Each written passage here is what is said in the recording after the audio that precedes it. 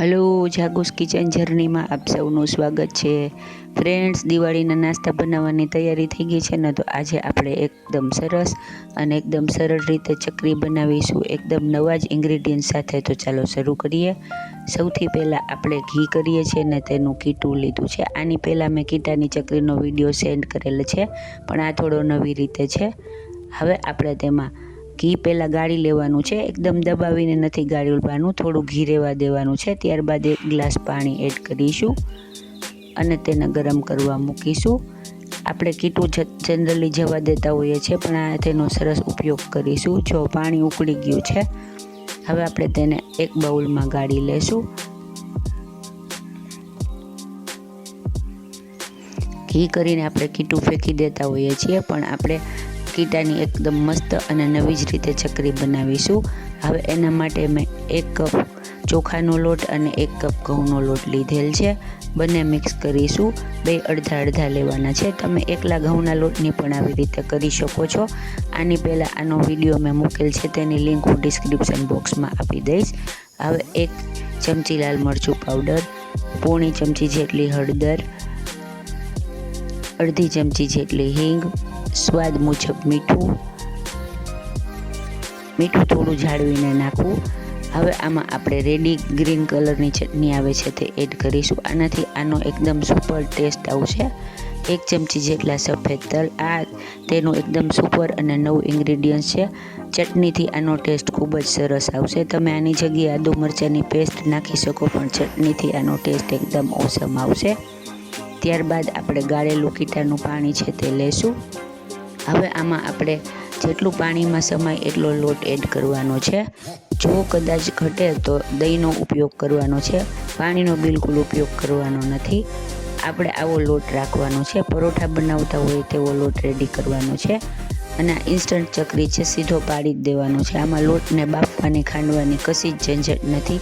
એકદમ ફટાફટ, બસ તમારી પાસે કીટાનું પાણી રેડી હોવું જોઈએ.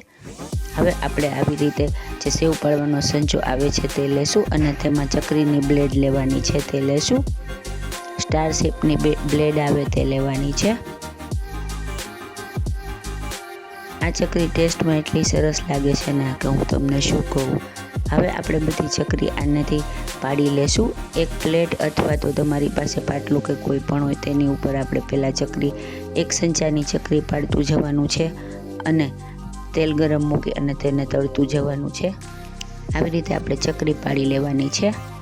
ફ્રેન્ડ્સ, જો તમે મારી ચેનલ પર નવા હો તો મારી ચેનલને સબસ્ક્રાઈબ જરૂરથી કરજો અને બાજુમાં રહેલ ઘંટડી દબાવી દેજો, જેથી મારી નવી રેસીપીનું નોટિફિકેશન સૌથી પહેલાં તમને મળે.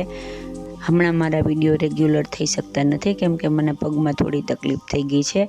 તો મને મારા વિડીયોને પહેલાં જ જેવો સપોર્ટ કરી અને મને સપોર્ટ કરજો. આવી રીતે આપણે બધી ચકરી પાડી લેશું. ત્યારબાદ તેલ ગરમ કરવા મૂકી દેવાનું છે અને ગેસની ફ્લેમ મીડિયમ ટુ હાઈ રાખવાની છે. તેલ આપણે પહેલાંથી જ ગરમ કરવા મૂકેલું છે. હવે આપણે તેને ચેક કરીને જોઈ લેશું.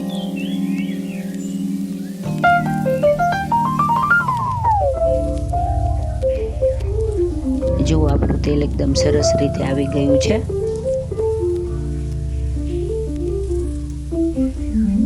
હવે આપણે આવી રીતે તાવીથાની મદદથી તેમાં ચકરી મૂકતા જશું. આમ કરવાથી આપણી ચકરી તૂટશે નહીં.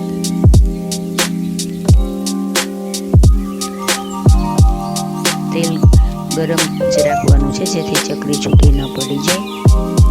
જુઓ, મારી એક ચકરી થોડી છૂટી પડી ગઈ છે. હવે એક બાજુ બ્રાઉન કલરની થાય એટલે તેને પલટાવી અને બીજી બાજુ બ્રાઉન કલરની થવા દેશું. ત્યાં સુધીમાં આપણે બીજી ચકરી પાડી લેશું. આપણી ચકરી બ્રાઉન થઈને રેડી છે. હવે આપણે તેને તેલમાંથી કાઢી લેશું અને ત્યારબાદ આવી રીતે બધી જ ચકરીને તળી લેશું. ફ્રેન્ડ્સ, આટલા માપમાંથી આખી થાળી ભરી અને ચકરી રેડી થશે.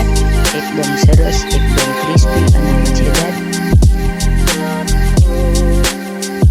એકદમ ઓછા જ વસ્તુમાંથી અને ઝડપથી બની જતી આપણી ચકરી રેડી છે. આમાં તમે ગ્રીન ચટણી રેડી આવી રીતે નાખશો એટલે તેનો ટેસ્ટ એકદમ વધી જશે અને તે ખાવામાં ખૂબ જ સરસ લાગશે. તો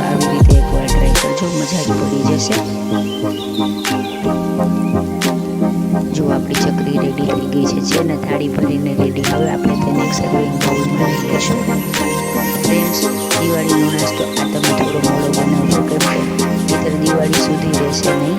અમારે ત્યાં દિવાળીના ફટાકડા ફૂટવા લાગ્યા છે. તમારે ત્યાં કેમનું છે તે પણ ચોક્કસથી જણાવજો. ફ્રેન્ડ્સ, આપણે એકદમ ક્રિસ્પી, એકદમ મજેદાર અને એકદમ સરળ રીતે બનતી અને કીટામાંથી બનતી ચકરી રેડી છે. તો તમે પણ આ દિવાળીએ ચોક્કસથી બનાવજો.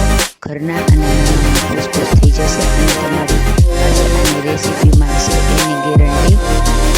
જો હવે આપણે તેને ક્રિસ્પીનેસ જોઈ લઈએ અને સોફ્ટનેસ પણ જોઈ લઈએ. જુઓ, હાથમાં રાખતા જ એકદમ બફાઈ જાય એવી સોફ્ટ આપણી ચકરી રેડી છે. ફ્રેન્ડ્સ, જો તમને મારી રેસીપી પસંદ આવી હોય તો મારી ચેનલને લાઈક, શેર અને સબસ્ક્રાઈબ જરૂરથી કરજો.